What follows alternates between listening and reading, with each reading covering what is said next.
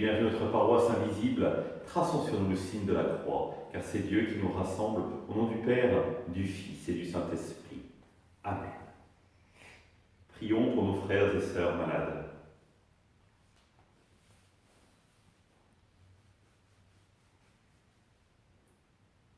Prions pour tous les soignants et ceux qui œuvrent pour le bien commun.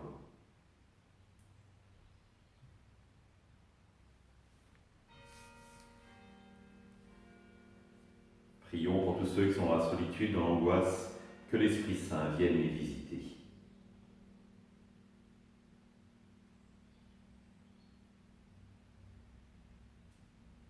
Pour témoigner de notre communion, je vais maintenant allumer cette bougie au cierge pascal.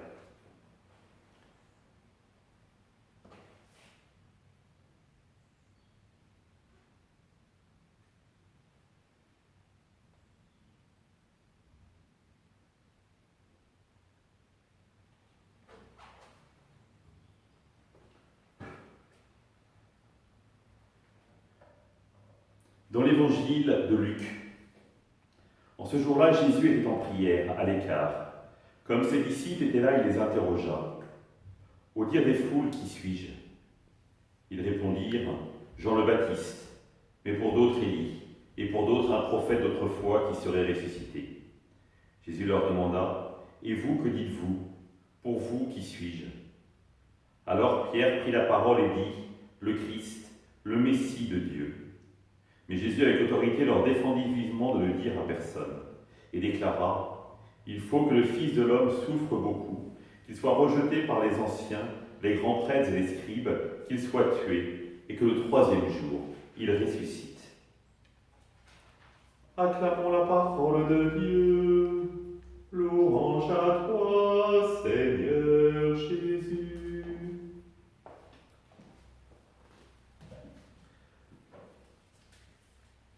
Que s'est-il passé avant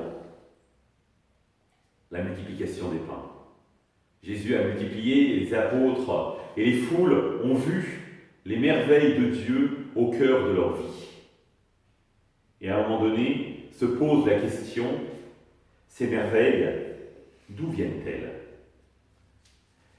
Et naturellement, mais ce qui est intéressant, après avoir pris le temps de la prière, Jésus leur pose la question. Que dit-on de moi? Et ce qui est très intéressant, c'est que les avis sont extrêmement partagés. Hier, nous avions Hérode qui attestait finalement qu'il se posait des questions et qu'il y avait de nombreuses réponses possibles. Et là, à nouveau, les réponses varient. En revanche, étonné que les gens ont vu que Dieu se manifestait à travers la multiplication des pains, celui qui est devant eux, qui a réalisé ce miracle, ne peut être quelqu'un de très important, pour ne pas dire d'extraordinaire, c'est-à-dire qu'il sort de l'ordinaire. Et donc, on fait appel à ces connaissances de l'Ancien Testament pour dire qui est Jésus. Mais pour découvrir qui est véritablement Jésus, il ne faut pas se contenter de regarder le miracle. Il faut vivre avec lui. Et c'est pour ça que Jésus passe l'étape supplémentaire et pose la question à ses apôtres. Pour vous, qui suis-je? Tu es le Christ, le Messie de Dieu. C'est-à-dire le Christ, c'est-à-dire celui qui était oint, le Sauveur, celui qui a annoncé dans toutes les Écritures et qui vient restaurer l'alliance. La belle confession de foi de Pierre. Et Jésus, immédiatement, réalise que finalement ce n'est pas avec ses propres mots que Jésus parle, mais poussé par l'Esprit de Dieu. C'est le souffle de Dieu qui lui susurre ces mots à l'oreille, sans que Pierre, véritablement, ne mesure les conséquences de ce qu'il dit. Et c'est ça qui est extraordinaire, finalement, dans la confession de foi de Pierre.